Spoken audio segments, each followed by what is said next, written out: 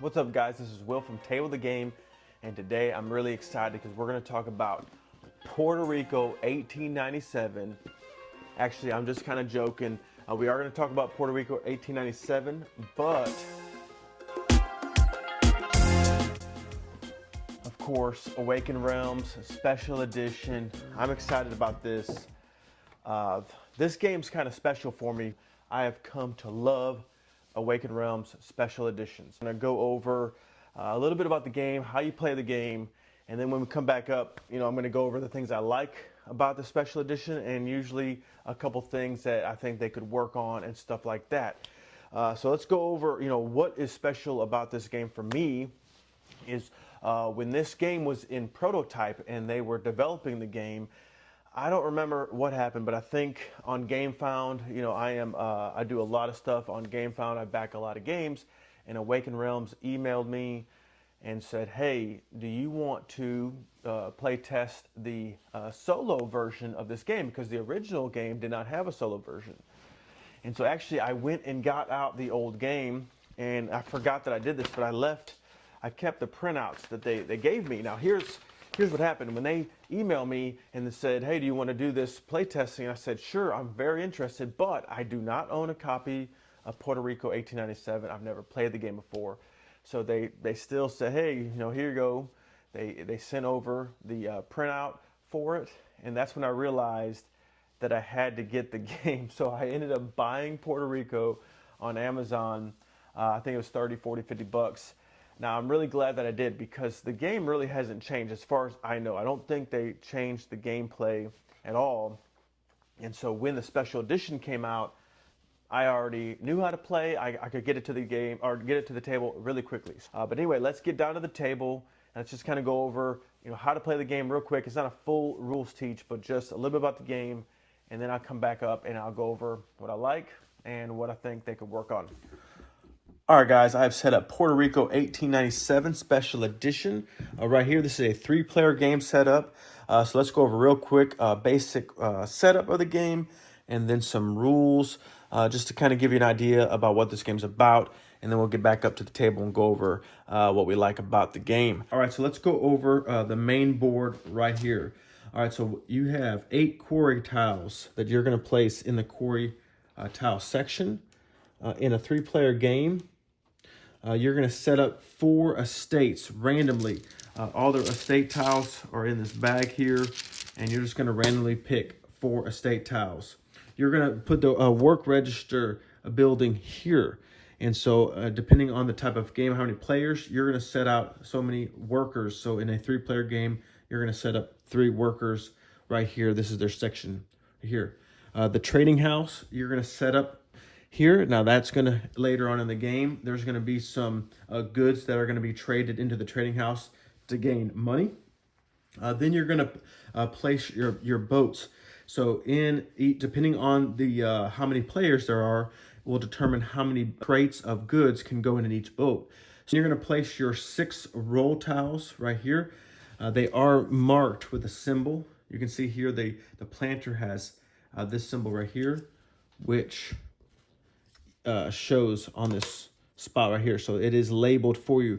This is very intuitive, and I'm going to go over, there is one aspect to the game that is not intuitive. It's not a big deal, but I'll go over that later on when we get back to the table. So you have the planter, you have the recruiter, the builder, the craftsman, the trader, and the captain. We'll go over those in a second. And that is the setup for the main board. So let's go over our player board and the building tiles. So what's really cool about the building tiles is they come already in this holder. Now, this is the acrylic tokens.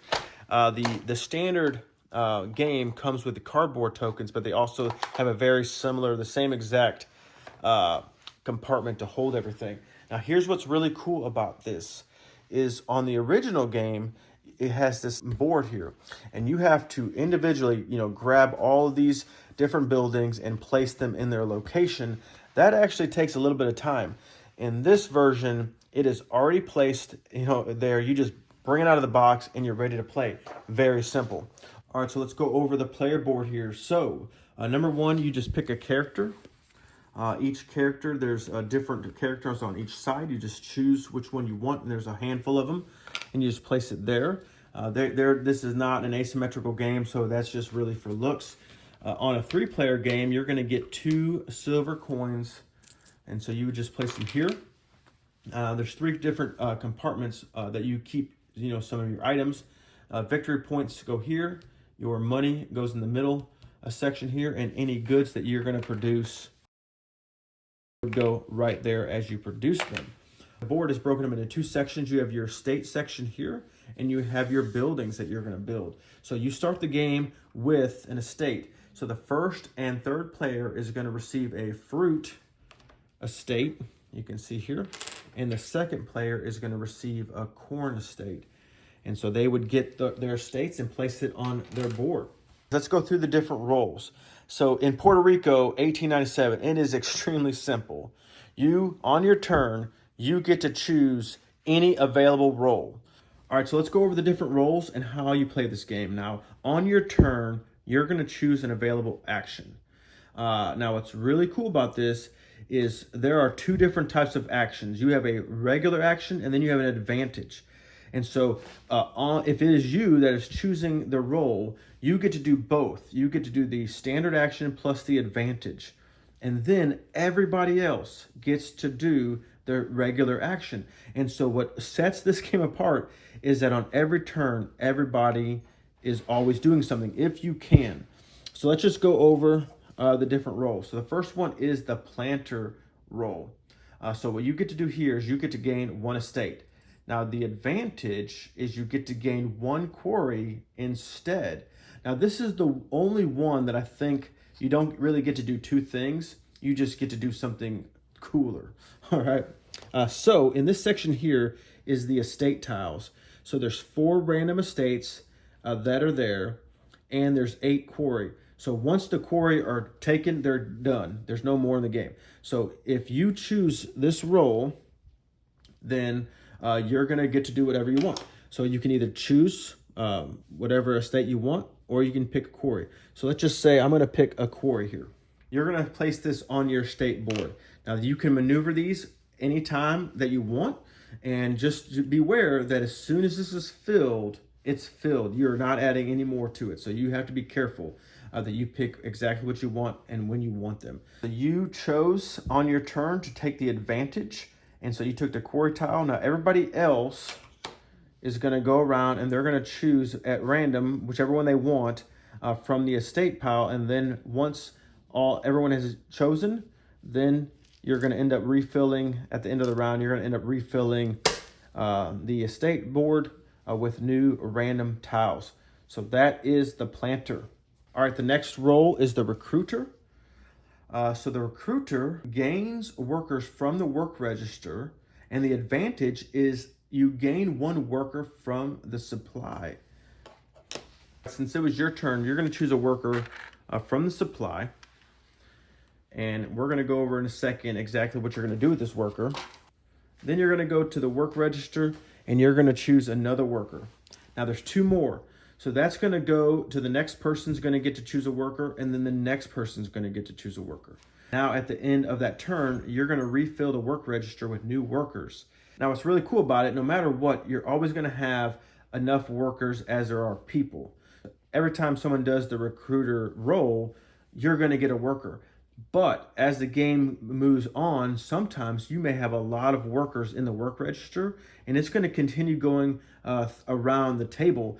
So of course, whoever picks the recruiter is going to get more workers. They're going to gain the 1 worker from the supply, then they're going to gain the first worker. But then if there's more than 3, they're going to get the 4th one, and then so on. And then some people may get more workers than others, and that's just the way it works. But let's go over exactly how you place your workers, and then how you restock the work register. All right, so as you get workers, you're going to place them on your player board, either in estates or buildings. So let's just, for sake of time, pretend that we have already built some buildings here.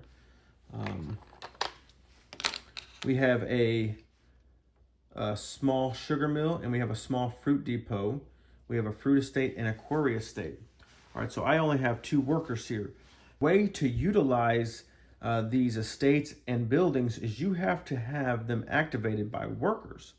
And so there are sections here with a circle and a worker symbol. And so that means that's how many workers can go on these buildings here. So some of them actually have more than one. Like this one has 3 worker capabilities here.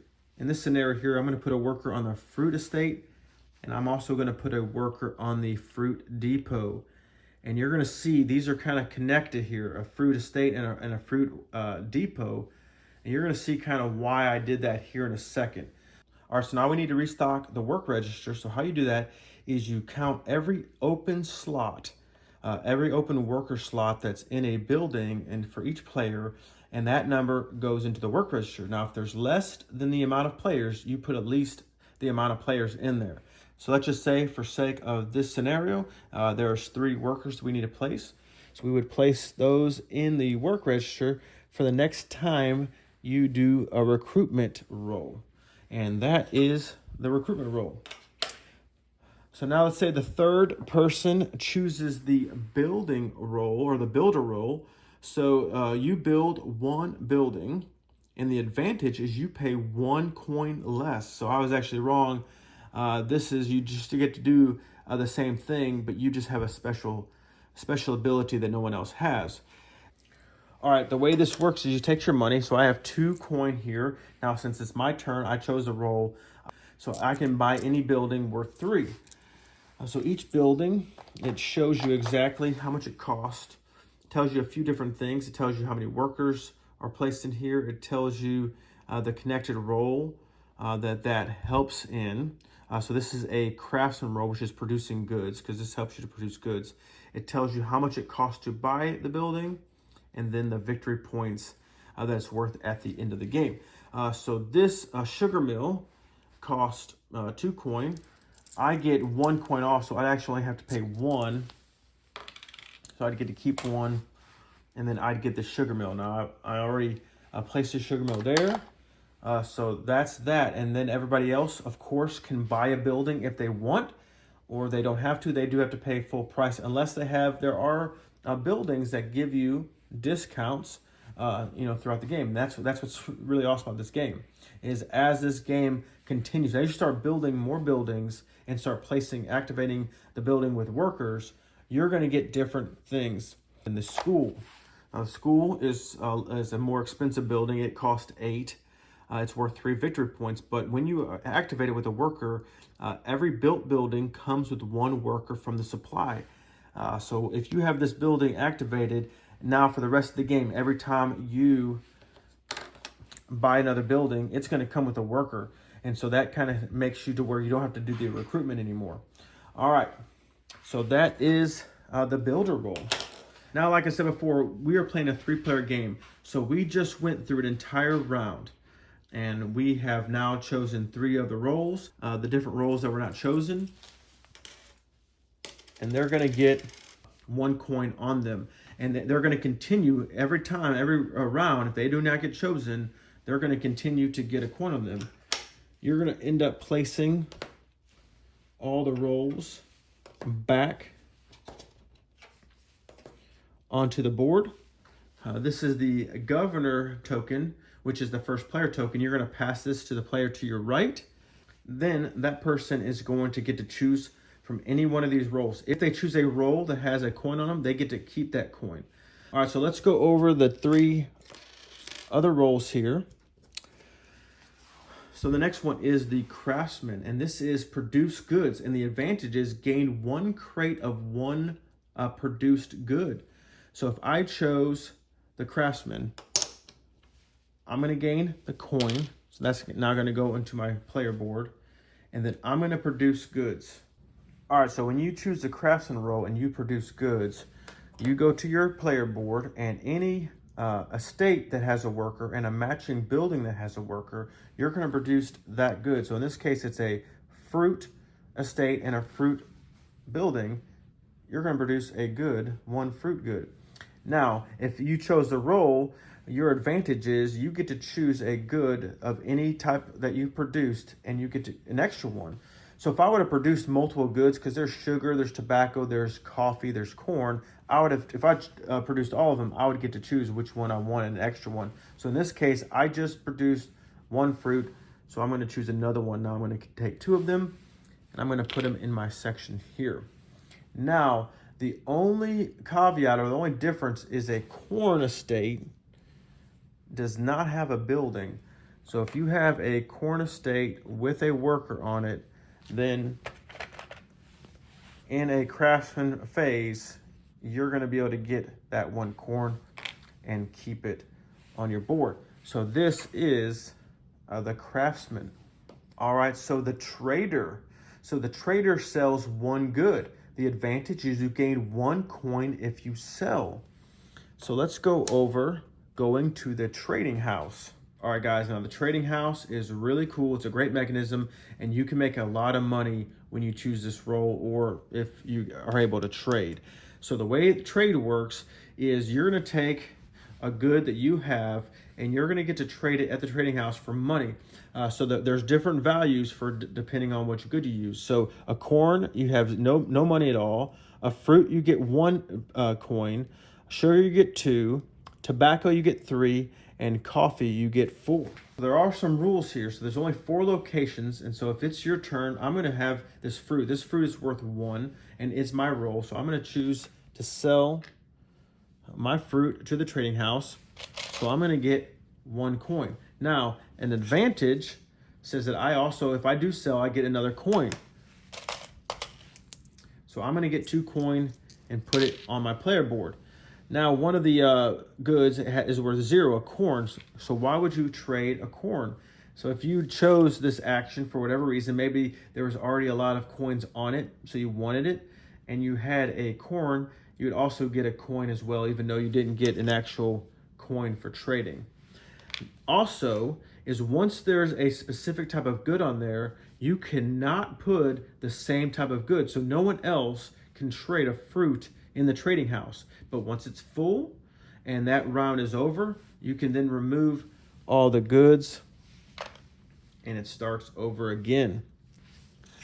All right, so that is the trader role. And the last role is the captain. And so the captain is load goods on the ships. The advantage is gain 1 victory point if you load at least 1 crate. This is probably one of the coolest aspects to the special edition. These awesome boats, they're super detailed. They just make the game a lot of fun. On the previous, standard edition, I mean, it's just a cardboard with these slots on it. But Awakened Realms just went over above and beyond with these boats. So let's go over real quick the rules for the captain. This is the only role that everybody has to do if they can. The other roles, that is, it's not mandatory. You can if you want, or you don't have to. So let's go over kind of what you do. So on your turn, and if you are the captain, you're gonna go first. You have to offload every good that you have if you can. And so there's some specific rules. Number 1 is once you place a good on a ship, then, I only have 1 fruit. Every other person can only put fruit in that ship. Now, you also have to place every type of good that you can. You have to fill it up as much as you can. Now, the other rule is once a ship has a specific good on there, you cannot use that good in another location. So no one else can put a fruit in any of the other boats. So on my turn, I have these 2 goods. I'm gonna place the fruit and the corn. So now everybody else can only place fruit here and corn there, and the next person can choose whatever they want to go on this boat here. So you also get victory points for every crate that you place on the boats. So you place all your victory points here. Now what's cool about this is you can hide the victory points that you have. So you want to do that so people don't know exactly what you have. Everything else is visible except for the victory points. So they make the 1 victory points. They also have a 5, and that you can kind of start trading them in. Now, as your role is the captain, one of the advantages is that you gain one victory point if you load at least one ship. So I did two. So I get a third victory point. Now it's everybody else's turn to offload all their goods. And if there's any open spots, then that ship stays in the harbor and it stays there until someone chooses the captain role again. Once it's filled at the end of that round, then all those goods are returned to the general supply and that boat is now open to be able to place any type of good on there. All right, guys, that was the captain's role. Let's get back up to the top and talk about this game. I'm super excited. I bought a second game for a giveaway. This one's big. This is going to be one of my biggest giveaways all year. I cannot wait. I've been waiting to do this for a long time, so I cannot wait to see who wins. Now, I'm doing this on my Instagram page as well, so if you do not follow me there, head over to Instagram, follow me there, because you can sign up for both. So just like I've done a couple giveaways where I've done it on both platforms, I'm going to choose a winner from both sides, and then they're going to go head-to-head, and somebody's going to win. And so I cannot wait. All you got to do is on this one, you just have to comment what special edition game do you want Awakened Realms to make next? I would love to hear it. Now, you cannot say Concordia because they are doing that, okay? So what special edition game do you want Awakened Realms to make next? And I can't wait to hear all the things that you guys want to see. And hey, maybe they'll take a look at it and maybe consider one of them.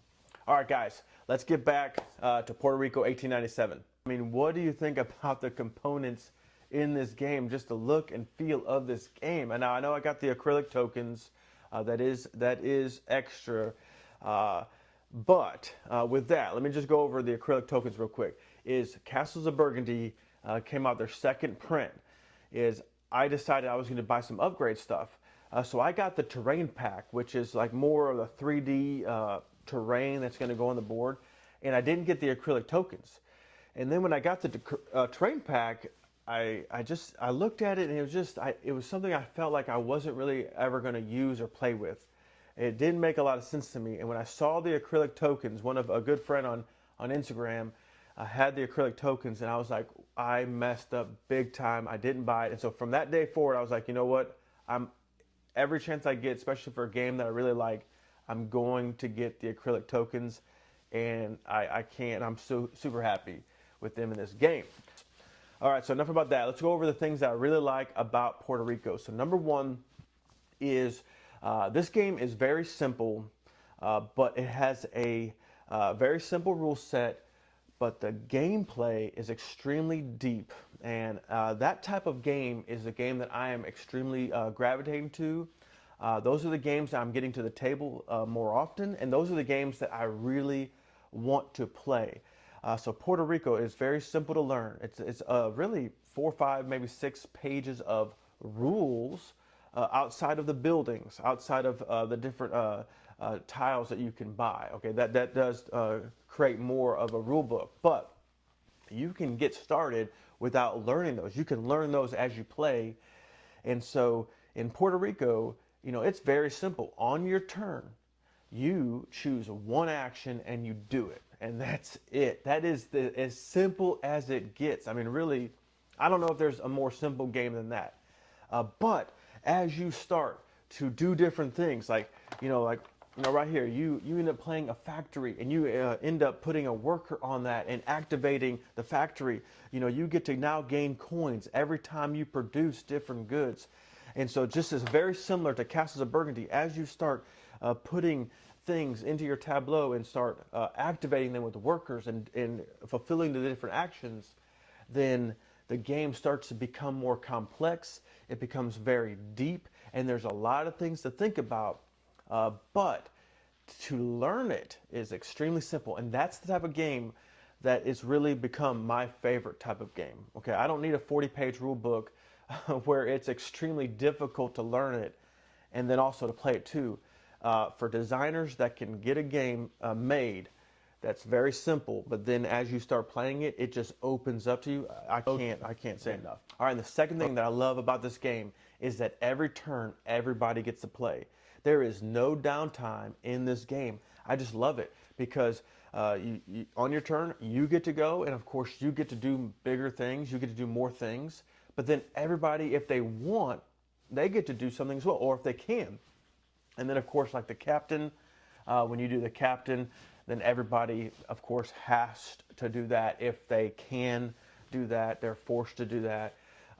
But just have no downtime. Everybody's always involved. Everyone's always engaged. You always have to pay attention. You're always thinking. You can't sit there and wait. So I just love that about this game. All right, and the third and final thing that I love about this is more of a special edition thing, is that they just made this game super easy to get to the table. It's set up, just kind of like, this is all the buildings and all the different farms. It's just already laid out for you. You just get to pour it out, put it out from the box, and start playing. It's very simple to set up. You can set this game up in about 5 minutes. You can put it up in 5 minutes. It has a huge table presence, yet it's very simple to set up and clean up. And so you can't beat that, because a game like this, you see a big box game from Awakened Realms and you're like, okay, it's going to take 30, 45 minutes to get to the table, but not Puerto Rico Special Edition. They did a really great job. And I saw a video for their 2026 campaigns and for their next special edition, and that's Concordia, which I'm excited about. I've decided now, I think this is something they're going to be doing for now on, and it's one of my favorite things about what Awakened Realms does, because they make some really cool sci-fi stuff, some really cutting edge games, but their special editions are just awesome. And so I'm gonna continue to back them for the most part, as long as it's a game that I think I could play. So those are the things that I really like about this game. So let's go over a couple things that I do think they should work on. And the first one, and really this is the only thing that I felt like they may have made a mistake on, and this is really about just having an ease to the rules and just making everything very simple. Is so on each tile, each building you can buy, there's a quarry discount. Okay, and this is the board from the original Puerto Rico 1897, and it's listed the discount that you get if you have a quarry on one of the buildings that have a 1 victory point, and you have a quarry that's activated. You can deduct 1 coin from the purchase of it, and so forth. If there's 2 victory points. And in this section, these are all worth 2 victory points. If you have 2 activated quarries, you get to deduct 2 coins from purchasing it. It's a discount, and so it's listed for you. This is very simple, okay? And after you play this game a couple times, you're going to remember this.